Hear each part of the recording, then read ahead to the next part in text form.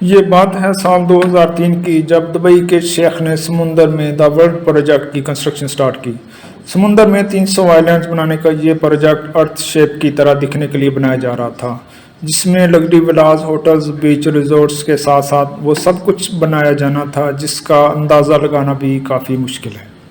یہاں تک کہ اس پروجیکٹ کی جب ایڈورٹائزمنٹ ہو رہی تھی تو اس میں the world land of paradise یعنی جنت کی زمین کا لقب بھی دیا گیا، لیکن یہ پروجیکٹ کمپلیٹ ہونے کے 12 سالوں بعد آج تک یہ آئی لینڈ سمندر میں ویران کیوں پڑے ہوئے ہیں؟ دنیا کی مہنگی ترین سیلیبریٹی سے انڈورسمنٹ کروانے کے باوجود بھی دبئی کے شیخ کا خواب ادھورا کیوں رہ گیا؟ یہاں آخر کیا ہوا تھا؟ ناظرین، یہ بات تو ہم سب کو معلوم ہے کہ دبئی کے رولر شیخ محمد رشید المخدوم نے دبئی میں وہ کچھ کر دکھایا جس کی مثال پوری دنیا میں نہیں ملتی۔ آج سے 30 سال پہلے دبئی میں صرف ایک بلڈنگ ہوا کرتی تھی جس کو آج دبئی ورلڈ ٹریڈ سینٹر کہا جاتا ہے، لیکن اس کے بعد یہاں back to back construction projects نے دبئی کی وہ قسمت بدلی۔ جو شہر 100% اپنے آئل پہ ڈیپینڈنٹ تھا، وہ اب صرف 3% آئل پہ ڈیپینڈنٹ رہ گیا ہے، اور شیخ کا خواب بھی کچھ ایسا ہی تھا۔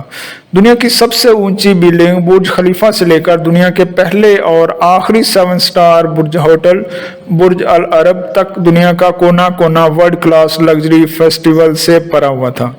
جب دبئی کے پاس مزید میجا پروڈکٹس بنانے کے لیے زمین کم پڑ گئی تو شیخ نے رخ کیا سمندر کا۔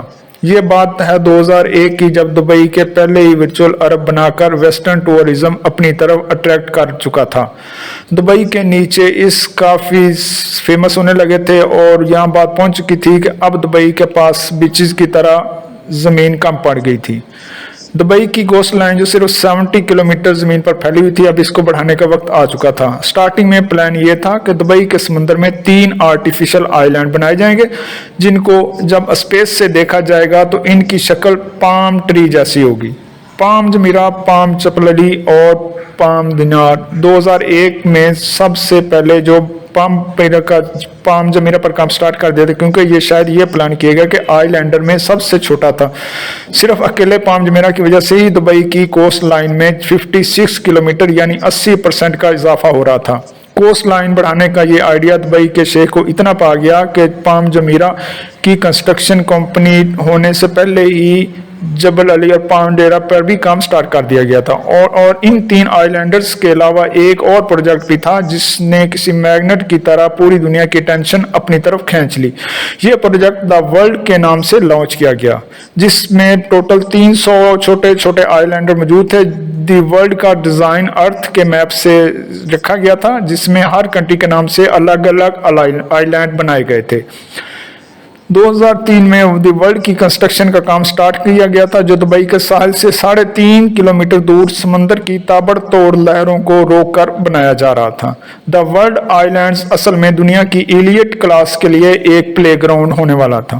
انٹرنیشنل ایکٹرز، رائل کلاس اور بزنس ٹائکونز نے خوب جم کر اس پروجیکٹ میں حصہ لیا۔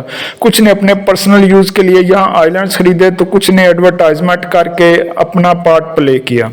یہاں پر چھوٹے سے چھوٹے آئی لینڈ کی قیمت $15 ملین یعنی 112 کروڑ روپے رکھی گئی، اور بڑے آئی لینڈرز ان کے تو کیا ہی کہنے۔ ایک آئی لینڈر $50 ملین یعنی تقریباً 375 کروڑ روپے میں سیل کیا گیا۔ جس طرح دبئی کو 5 پروڈکٹس میں بھرپور کامیابی ملی تھی، اسی طرح دی ورلڈ میں بھی کنسٹرکشن کمپلیٹ ہونے سے پہلے ہی 2008 میں 60% سے بھی زیادہ آئی لینڈرز سیل ہو چکے تھے۔ لیکن سوال یہ تھا کہ سمندر میں ریت سے بنے ان آئی لینڈز کی اتنی زیادہ قیمت کیوں رکھی گئی؟ پہلی بات تو یہ ہے کہ یہ اتنا آسان کام نہیں ہے۔ ٹھاٹھے مارتا ہوا سمندر میں ایک چھوٹا سا آئی لینڈ بھی بنانا بہت مشکل ہوتا ہے۔ یہاں تو پھر دبئی نے 300 آئی لینڈ بنا دیے تھے۔ صرف ایک آئی لینڈ کو بنانے میں اتنی زیادہ ریت استعمال ہوئی تھی کہ اس سے ایک پورا کرکٹ اسٹیڈیم ٹاپ سے لے کر باٹم تک بھرا جا سکتا ہے۔ اگر پتھروں کی بات کی جائے تو ورلڈ آئی لینڈ میں استعمال ہونے والے پتھروں کا وزن 5.5 لاکھ ٹرین انجنز کے وزن کے برابر بنتا ہے۔ 9 किलोमीटर लंबा और 6 किलोमीटर चौड़ा ये प्रोजेक्ट बनाने में गवर्नमेंट को ये 14 अरब रकम तो खत्म खर्च करनी पड़ी। इस रकम से दुबई 9 बुर्ज खलीफा या फिर 14 बुर्ज अल अरब जैसे 7 स्टार लग्जरी होटल बनवा सकता था। लेकिन शेख को न सिर्फ दुबई की जमीन बल्कि जहां के समंदर से भी इनकम जनरेट करना थी, और यही वजह थी कि शेख समुंदर में जन्नत की जमीन बनाना चाहते थे। तो फिर आखिर ऐसा क्या हुआ कि इतना काम जाम करने के बावजूद भी पिछले 12 सालों से ये आइलैंडर्स बिल्कुल वीरान पड़े हैं। वर्ल्ड आइलैंड के फेलियर्स में सबसे पहला रीजन इसका डिजाइन है। सबको यही उम्मीद थी कि प्रोजेक्ट का डिजाइन अर्थ मैप के हिसाब से बनाया गया है, लेकिन ये प्रोजेक्ट कंप्लीट होने के बाद मालूम हुआ कि ये अर्थ के डिजाइन से काफी ज्यादा अलग है। ज्यादातर आइलैंड्स की शेप एक्चुअल कंट्रीज की शेप से काफी मुख्तलिफ थी, जिससे इन्वेस्टर्स को काफी डिसअपॉइंटमेंट हुई। लेकिन सिर्फ डिजाइन का चेंज होना ही द वर्ल्ड की नाकामी का रीजन नहीं था। 2008 में द वर्ल्ड की लॉन्च रखी गई, जिसमें पूरे दुबई को फायरवर्क से चमका दिया गया था। जितना पैसा इस लॉन्च इवेंट में बहाया गया वो सारे का सारा बेमकसद साबित हुआ, क्योंकि ये वो वक्त था जब पूरी दुनिया ग्लोबल फाइनेंशियल क्राइसिस ने के रखा था। द वर्ल्ड के 60% आइलैंडर्स इस फाइनेंशियल क्राइसिस से पहले ही सेल हो चुके थे। इस क्राइसिस की वजह से न सिर्फ वर्ल्ड आइलैंडर्स बल्कि पूरे दुबई की प्रॉपर्टीज के रेट्स जमीन पर आ गिरे। फाइनेंशियल क्राइसिस की वजह से जिन एलियट्स ने ये आइलैंड्स खरीद चुके थे उन्होंने यहाँ कंस्ट्रक्शन का काम नहीं किया। वक्त गुजरता गया और इसी दौरान एक और मसला खड़ा हो गया। खाली पड़े आइलैंड्स आहिस्ता आहिस्ता समुंदर की नजर होने लगे। यह नोटिस किया गया कि कई आइलैंड्स एरोजन की वजह से समुंदर के नीचे जा चुके हैं। ये खबर जहां अपने तौर पर काफी डेंजर थी, वहीं मीडिया कवरेज ने लोगों का इस प्रोजेक्ट पर ट्रस्ट मजीद कम कर दिया।